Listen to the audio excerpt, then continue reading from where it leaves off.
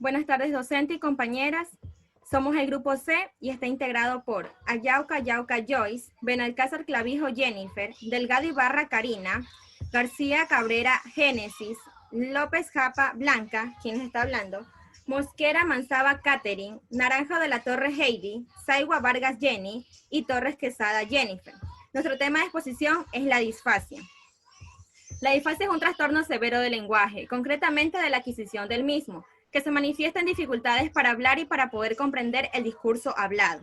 Los niños y niñas con disfasia presentan carencias significativas en su lenguaje, tanto a nivel comprensivo como expresivo. Se caracteriza por la utilización de gestos y mímicas para poder expresarse, lo que limita mucho su capacidad de comunicación. A estos niños se les dificulta mucho la integración social con los demás niños, puesto que al no hablar se aíslan de ellos. En muchos casos es difícil detectar cuáles podrían ser las causas de la disfasia.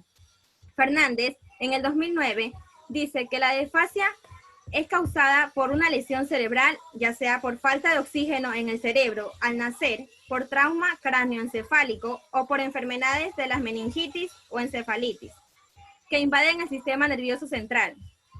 La lesión se puede ubicar en el área de Broca o de Wernicke, y dependiendo de su ubicación se verá afectada la comunicación, sea en lo expresivo o en lo comprensivo, respectivamente.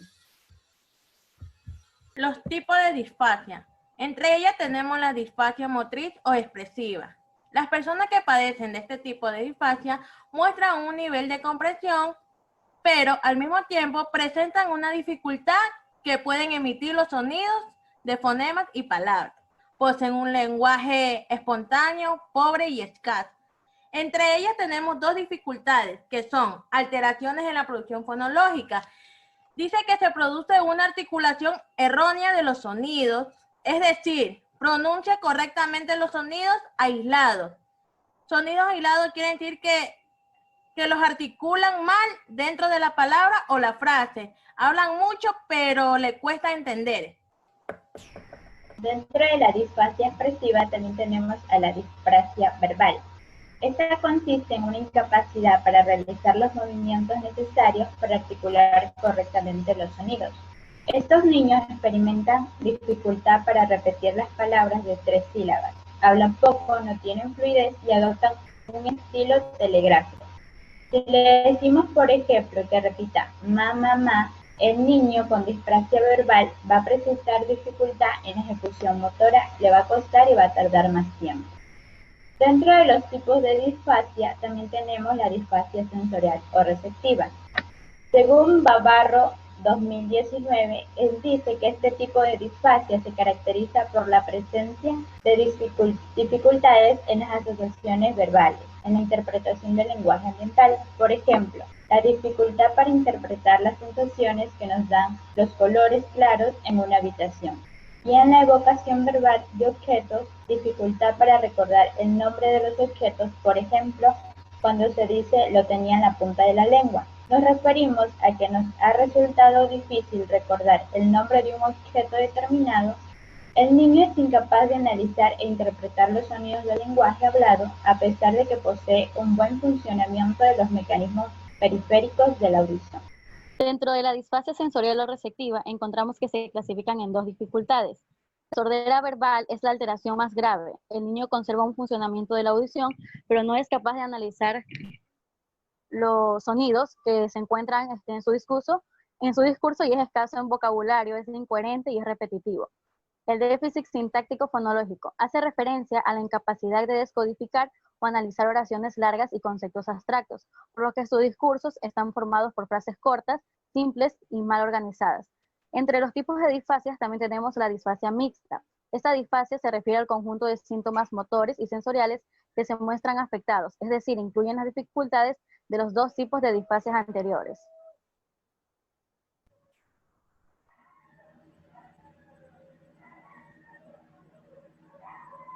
Tenemos las características de la disfasia.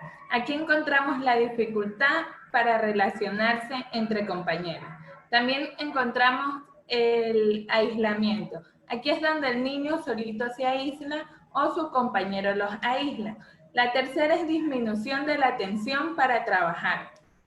dificultad para adquirir conocimientos, dificultad para la comprensión del tiempo y del espacio. Otra de las dificultades es de que ellos tienen complicaciones en adquirir conocimientos a los que no tienen.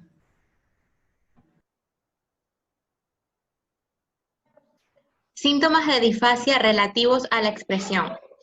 Primer punto, la aparición de las primeras palabras se produce con mucho retraso. La forma de comunicarse es pobre y tienen dificultades. Omiten elementos gramaticales relevantes. Existe pobreza de vocabulario.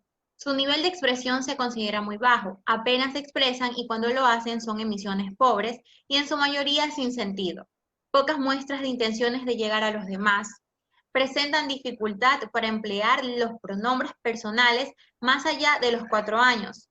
Otro punto, el orden de sus frases y palabras se va a regir por el pensamiento que les ha creado. Tienen problemas para estructurar sintácticamente las oraciones. Emplean los verbos en forma atemporal. No emplean el lenguaje con una función concreta. Y por último, presentan dificultad al emitir palabras o unir los sonidos. Gracias.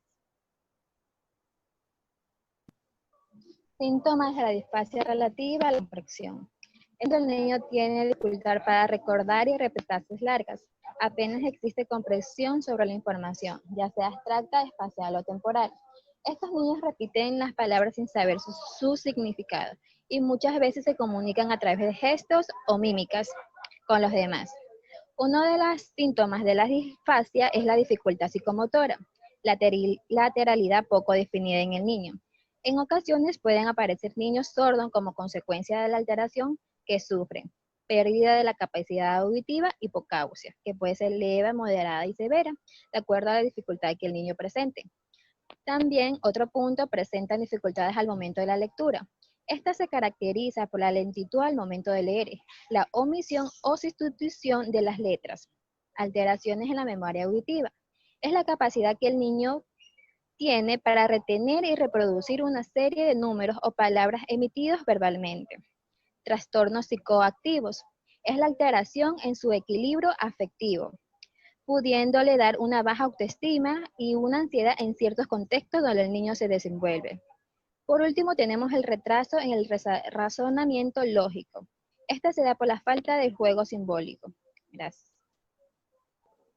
Tratamiento de la disfasia.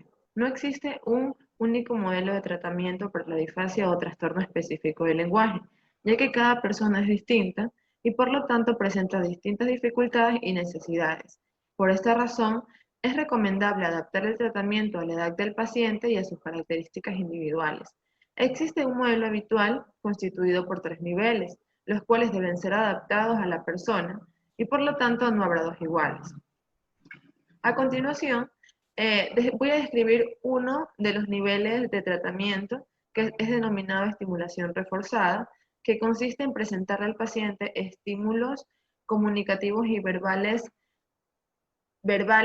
naturales en contextos reales y facilitadores en los que el paciente pueda poner en práctica las estrategias implicadas en el uso del lenguaje.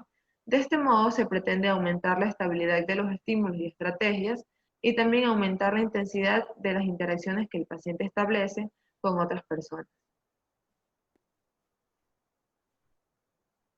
Bueno, yo les voy a hablar del segundo y el tercer nivel.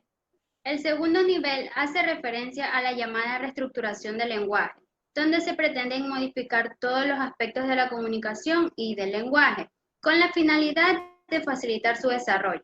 En este nivel se propone introducir métodos que puedan aumentar la facilidad de la comunicación, como por ejemplo añadir información visual, táctil o motriz, además del componente acústico del habla.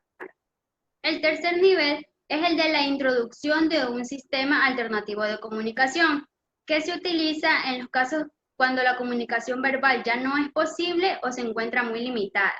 En algunos casos, esta sería la solución definitiva, ya que este sistema alternativo termina transformándose en un sistema que aumenta el desarrollo de la capacidad comunicativa. Y los sistemas alternativos vienen a ser los sistemas de símbolos como los gestuales o los gráficos.